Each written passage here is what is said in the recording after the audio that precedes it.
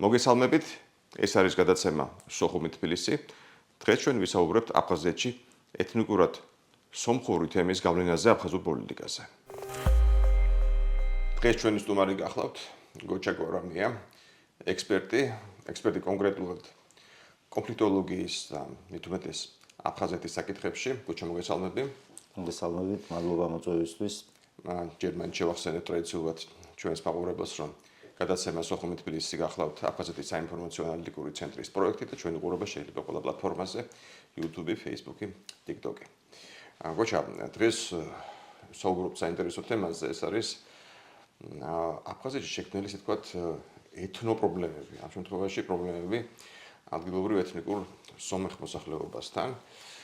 უკვე არავისთვის საიდუმლო არ არის, რომ ბოლო ეგრეთ წოდებულ არჩევნებში გუმბამ გაიმარჯვა რეალურად ადგილობრივი სომეხი მოსახლეობის მხარდაჭერით და საქმე იქამდე მივიდა, რომ მის მოწინააღმდეგეები ძირითადად აფხაზები ცხადია, ეძახიან გუმბარიანს, თუ არ ვცდები არა?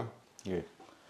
ბადროს გუმბარიან. ბადროს, ხო, გუმბარიანს, თავისთავად ცხადია, შუღურაწყყოფილი ტონალობით ხმარობენ ამას.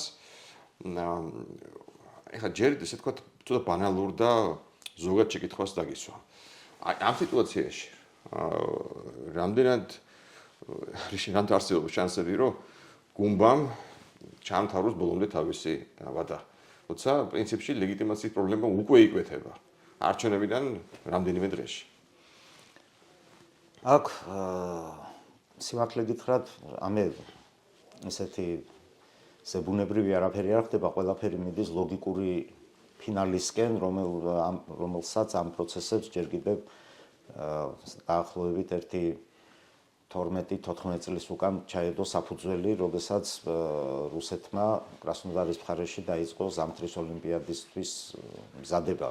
იმ მშენებლობებზე, სადაც მიმდინარეობდა, ეს ტერიტორიები ძირითადად სომხური დასახლებები იყო, მათ ისეთი მიზერული კომპენსაციები დაურიგეს მაშინ, რომ თვითონ ადგილზევე ვერაფერს ალტერნატივას ვერ ყიდულობდნენ. ამიტომ მასიურად გადმოვიდნენ აქეთ აფხაზეთის ტერიტორიაზე, ძირითადად კი დარჩნენ და უფრო მეტიც ადგილობრივი უშიშროების სამსახურების ხელშეწყობით, მათ ალბათ მოსკოვიდან ექნებოდათ ეს ბრძანებები მიცემული, ადგილობრივი აფხაზური პასპორტებიც კი აიღეს. აქ მნიშვნელოვანია ის ფაქტიც, რომ ბევრი მალავს მათ ასეთ დიდ რაოდენობას და პრაქტიკულად გასაიდუმლოებულიც კი არის ეს მონაცემები. ბოლო აღწერის შედეგებიც კი გაასაიდუმლოეს, როცა ნახეს.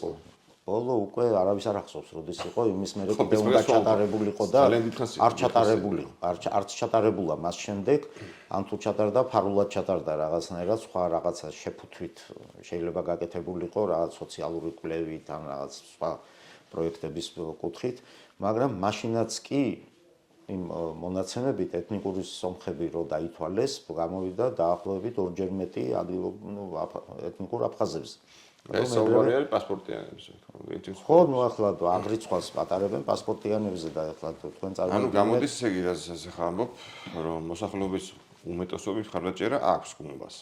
აქვს, მაგრამ ამავე დროს ჩვენ ვიცით კარგად, რომ ჯერჯერობით ყოველ შემთხვევაში იქ ყველაფერს მაინც მართავენ აფხაზები, რაღაცნაირი აპარტეიდის რეჟიმი, ხო, უმცირესობა მართავს სიხაურობას. ეს გუმბას, ეს გამარჯვება და ბჟანიას წინააღმდეგ აგორებული პროცესები, ეს რო გითხრათ, უკვე კარგად ნაცნობი ხელწერით იყო ყველაფერი გაკეთებული, საინფორმაციო პროპაგანდა ჯერ, შემდეგ უკმაყოფილება, ამის გაპიარება ყველაფერი და ამას რუსეთის სპეცსამსახურები აკონტროლებდნენ ამ პროცესებს ყველაფერს. კი, გაჟონო სკანდალური ჩანაწერების, როცა აძიმას შტაბის წევრი ლანძღავს სომხებს, კი. და ამას ფარული მოსმენა ჭირდება, ამას ტექნიკა ჭირდება, რომ ესეთი რაღაცა ღონისძიებები ჩაატარო, ჩაწერო, განსაზღვრო, საჩეხვდებიან, როდის დაურეკავენ ერთმანეთს, ამ ჩასაფრებულები იყვნენ რა. ყველაფერი მიდიოდა აქეთკენ. გარდა ამისა, ეს რუსეთის ესეთი დავალებები ეთნიკური სომხების მიმართ მიცემული იყო იმ კუთხით, რომ ეს უნდა შეცვლილიყო გუმბა ყველანაირად და საყრდენი ძალა, ახლა აფხაზები გუმბას არ დაუჭერდნენ მხარს. ამიტომ ყველაზე რეალური ძალა გათვლას გააკეთეს ეთნიკურ სომხებზე, რომლებიც იქ თუ სოციალურ ქსელებს სხვადასხვა პლატფორმებზე წავიკითხავთ კომენტარებს, ავტობუსებით მოყავდათ პირდაპირ, უკვე კარგად აპრობირებული წესი და ავტობუსებით მოყავდათ, ასე რა ქვია, საარჩევნო უბნებზე ერთ-ერთი ასეთი ადგილობრივია ეთნიკურად აფხაზი წერს, რომ მივლინებული იყო გაგრის რაიონში, რომელიღაც ერთ-ერთ უბანზე და ისეთი ხალხი ნახა აქ, რომელსაც იქ არ უცხოვრია საერთოდ და აბა პასპორტი მანახეთო რო კითხეს, პასპორტიც აჩვენეს და თურმე მის მეზობლად ყოფილა ჩაწერილი საერთოდ.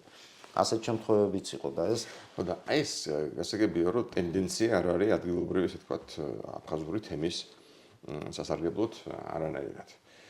ხო, მაგრამ ახლა ისინი როცა დაინახავენ აფხაზები გაიაზრებენ რომ ცოტა ხანში არ მხოლოდ უმცირესობაში არიან უკვე ხო, მაგრამ არსებობს საფრთხე რომ მან წაართვან მართვით ბერკეტები. ხო არ შეიძლება მოხდეს კიდევ ერთხელ ისაც მომხდარა ბევრჯერ დამხობა ხელისუფლების ბჟანიეგა აქციას ხო შარშან ამდენად ვიავიდა სულ. მაგრამ აქ უყურეთ, აქ მხარდამჭერების სომხები ხო არის, ესენიც გამოვლენ ქუჩაში. გამოვლენ უკვე? გამოვლენ, თუ ექნებათ კარტ ბლანში იქიდან ბრძანება რომ მიდით, ხო, რა თქმა უნდა, აი პროცესებს საოკუპაციო ძალები აკონტროლებენ აბას. ანუ მოდი თქვათ ესე, ახლა როგორც ამბობ, ეს საკითხი ნამდვილად, რა ვიცი, ბარიორზე უკვე გესმის.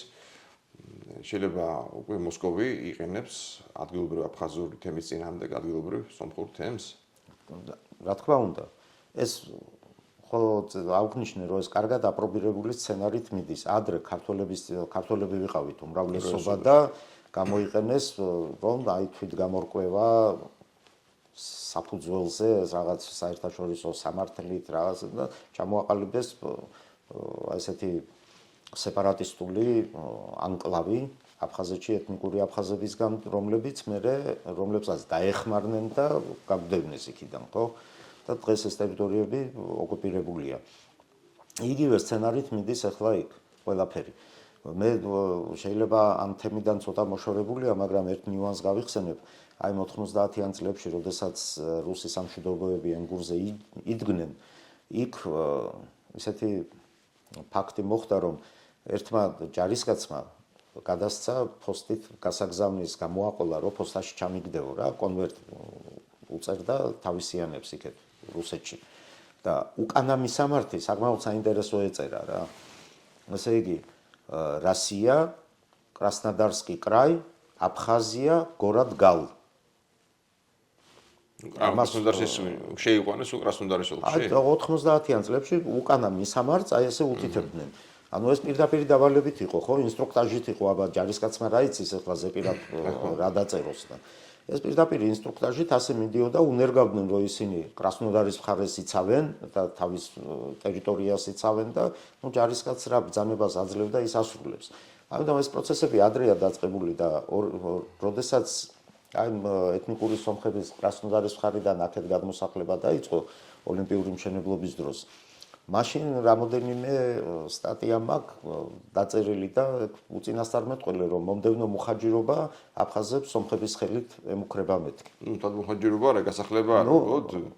მუხაჯირობა ისეთ აღმოჩენა უკრაც არ არის გამორიცხული რომ უკვე ისეთ მდგომარეობაში ჩააგდონ რომ აქეთ ოფიციალურ თბილის მიმართონ კიდე ან მოგმართონ აქეთ რომ არ იქა მოგვეცი თავშესაფარი და გადმოვად და იქეთ. ეხლა ძალიან საინტერესო ნამდვილად არა ვარ ეხლა ზატულინის ფანი და ეხლა ალბათ არ ჩენდა არც ერთი ნორმალური ქართველი.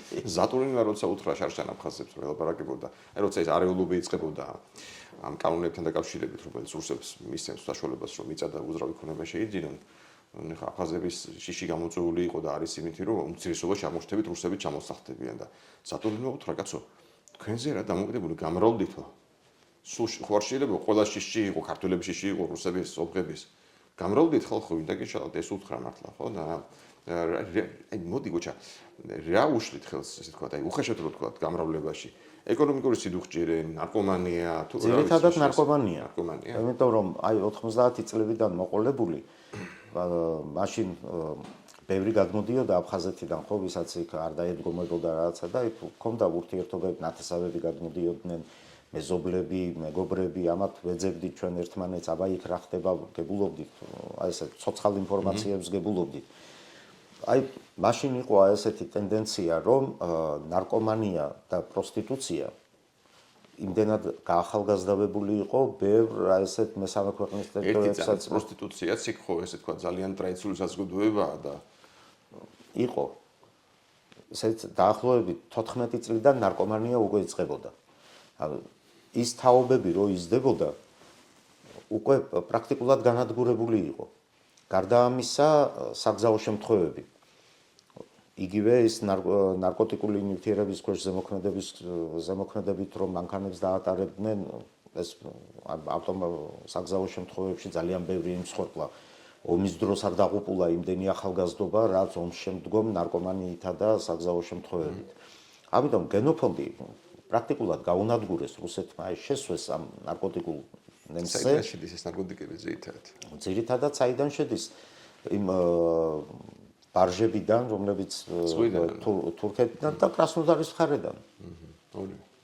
სოჩა ცნობილია, რომ სოჩის ტერიტორია ეს კრასნოდარის მხარე, ჯერ კომუნისტების დროს კიდე იყო ამისი ბუდე, იქეთ მიცი ყაყაჩოების პლანტაციებიც იყო კრასნოდარის მხარეში და რა თქმა უნდა ეს უკანონო და ყველაფერი ასე რომ ნარკომანია ძირითადად იქიდან შემოდის, მაგრამ ეს არალეგალური ეს სათევზაო ბარჟები, რომლებიც თურქეთიდან მოძრაობდნენ. მარტო ყაყაჩო არ არის იქ უკვე სხვა რაღაცები, ხელოვნური. უკვე ხელოვნური იმდენად განვითარდა, რომ უფრო იაფია, მაგრამ იმ ტრადიციულ ნარკოტიკებზე უფრო ლეტალური შედეგებითაა, ანადგურებს ყველაფერს რა.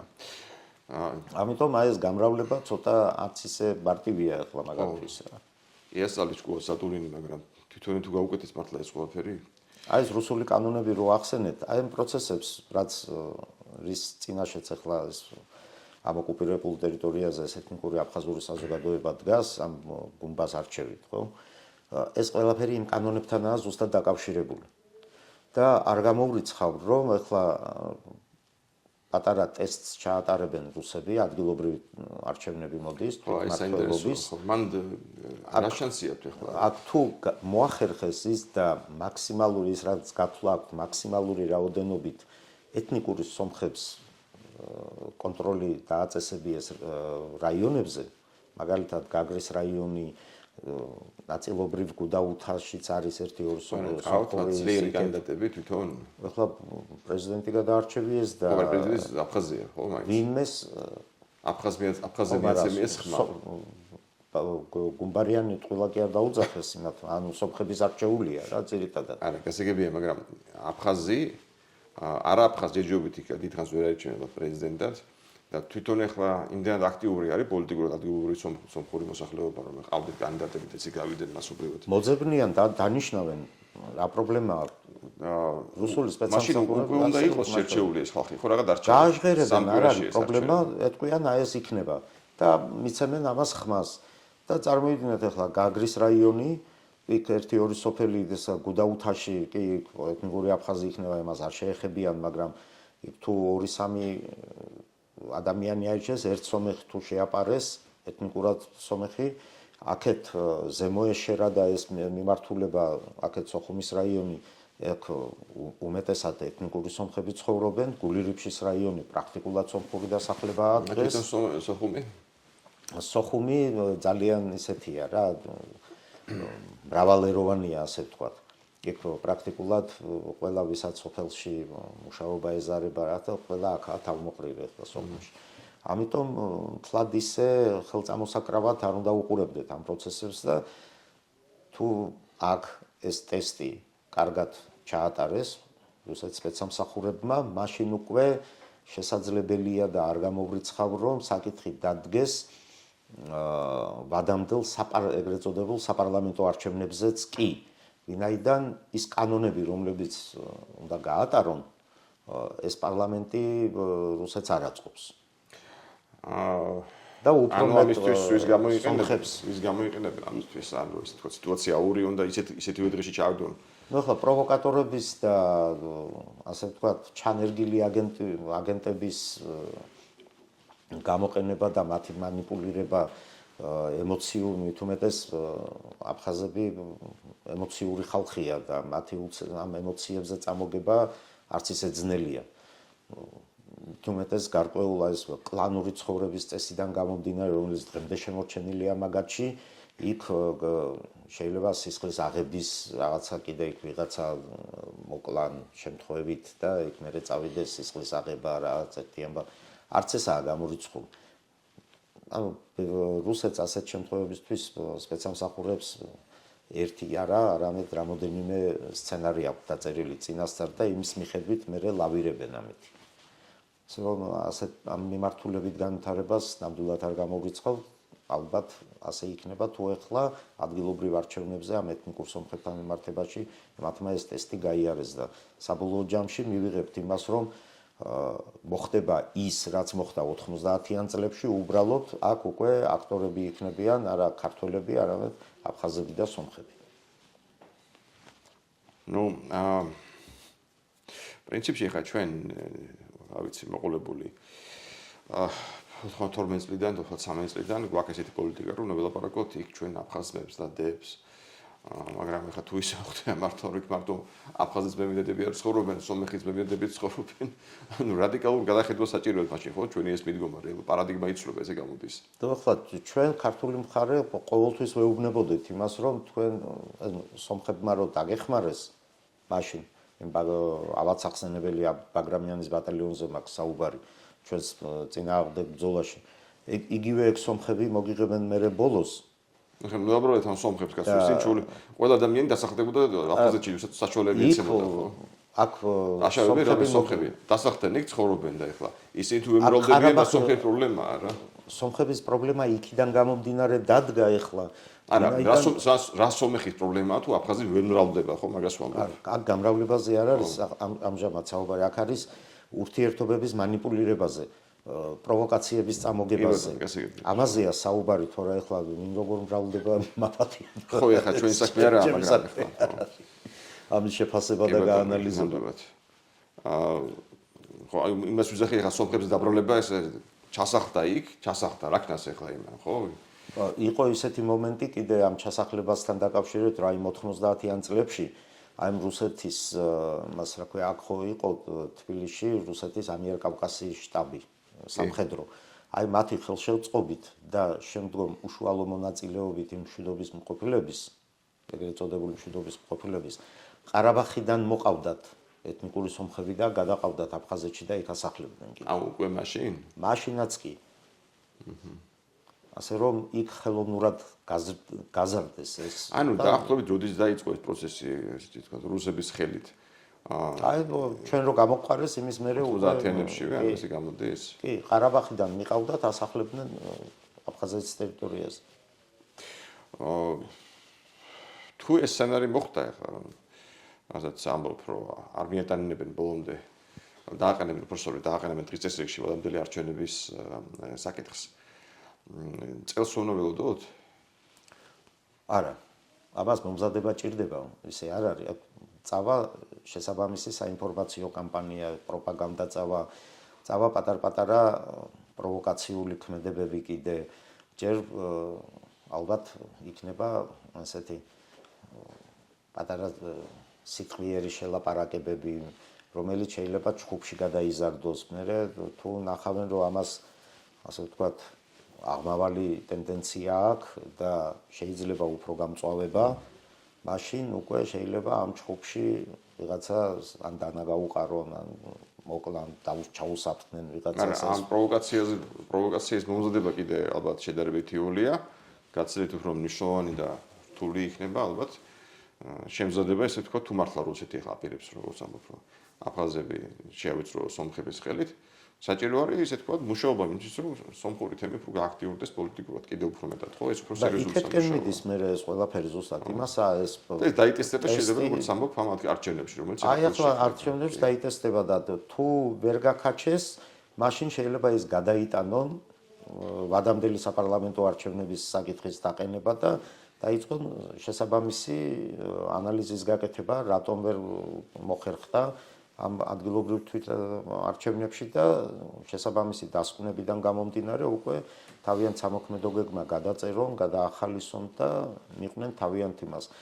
რაც შეეხება იმ რუსულ კანონთან შიშს, რომელიც აფხაზები აჟღერებენ, რომ აი რუსეთის მოქალაქეები კი იყიდიან ეთნიკური რუსები, მაგრამ აი მოქალაქეებში რომ ქართველებიც გაერევიან იმას რა უყოთო, ამის შიში უფრო მეტი აქვთ, მაგრამ სინამდვილეში ეს უბრალოდ ამოფარებულია ქართველთა ასე ვთქვათ საკითხს. თორემ ახლა რუსეთის მოქალაქე რამდენი ქართველია, მილიონერი და რაღაცა, რომელიც ჩამოვა და ნახევარ აფხაზეთს იყიდის. არ არის ხო თითზე ჩამოსათვლელია, მაგრამ აი ეს კრასნოდარიდან გადმოსახლებული სომხები, რომლებსაც ბიზნესი აქვს, ძალიან საკმაოდ ფულიანი ხალხია, პლუს სომხური დიასპორა რუსეთში საკმაოდ მდიდარი და ეს არის. აი ისინი უკვე ლეგალიზებას დაიწყებენ საკუთარი თავისას აფხაზეთში. აჰა, კი ბატონო, ეგ ნამდვილად ეგ. აი ამისი ნამდვილად ეშინიათ, მაგრამ ამას პირდაპირ ვერ აჟღერებენ. შეიძლება ამ ფონზე უკვე დაიწყონ ამისი გაჟღერება, მაგრამ ქართული ისლამის მარტივია, ამიტომ ხო.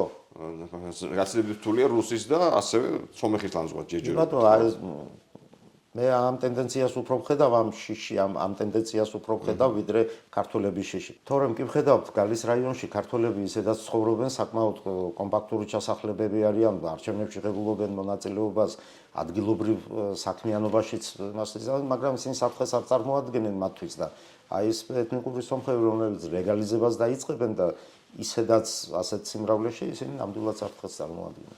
ამ თემაზე გავაგრძელოთ საუბარი შემდგომში. მადლობა. ჩვენ ისევ დაბრუნდებით.